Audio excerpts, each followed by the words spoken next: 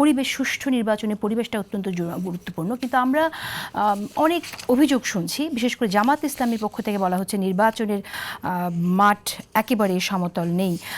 আপনি কি একটু বলবেন যে সরকার কিভাবে দেখছে এই ধরনের অভিযোগকে? নির্বাচনের মাঠ সমতল বলতে প্রিন্স ভাইরা তো নির্বাচনের রাজনীতি করেন।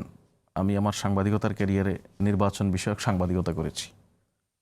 এর ফলে যেটা বুঝি সেটা হচ্ছে সেটা 22 তারিখের পর থেকে বোঝা যাবে। অফিসিয়ালি যখন আপনি প্রচারণাটা ওপেন হবে সেই সময় বুঝতে পারবেন। এবং নির্বাচন বা নির্বাচন নয় এমন যে কোনো সময়ে বাংলাদেশের রাজনীতিতে কিছু রেটোরিক আলাপ আলোচনায় থাকবে, এই বাস্তবতাকে আমাদেরকে মেনে নিতে হচ্ছে। সো আমি এই যে নানান অভিযোগকে আমি দুইভাবে দেখি। প্রথম দেখি যে এটা রাজনীতির স্বার্থে বলা, দ্বিতীয়ত দেখি এই বলাগুলি ভালো।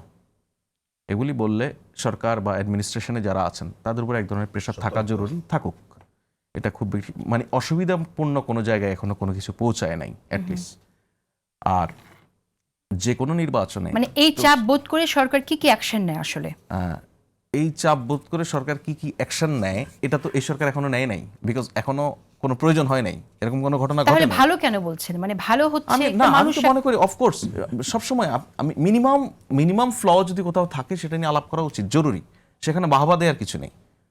ধরুন আপনি যে কোনো সময় বাংলাদেশের নির্বাচনের ইতিহাসে এখন পর্যন্ত এমন একটি নির্বাচন আপনি খুঁজে পাবেন না, একটিও না, ইউনিয়ন পরিষদ থেকে শুরু করে জাতীয় নির্বাচন পর্যন্ত যতগুলি নির্বাচন বাংলাদেশে হয়েছে সেসব নির্বাচনের মনোনয়নপত্র সাবমিশনের সময় বাধা দেয়া, সেখানে সংঘর্ষ হওয়া, মানুষ খুন হওয়া, দাঙ্গা হাঙ্গামা, একজনের মনোনয়ন পেপার ছিনিয়ে নেওয়া, এই ধরনের ঘটনা ঘটেনি এরকম একটি নির্বাচনও নেই।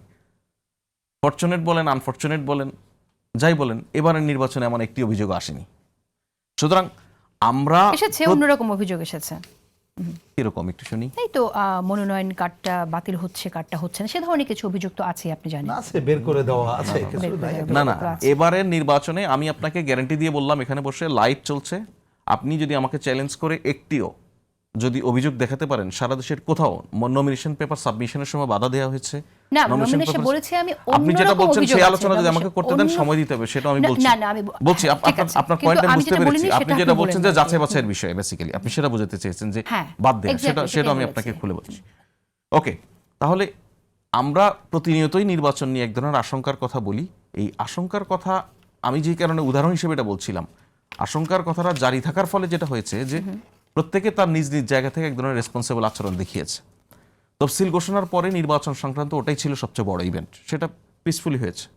সো আমরা চেষ্টা করব এটা যেহেতু গুড স্টার্ট হয়েছে, শেষটা যেন ভালো হয় এটা।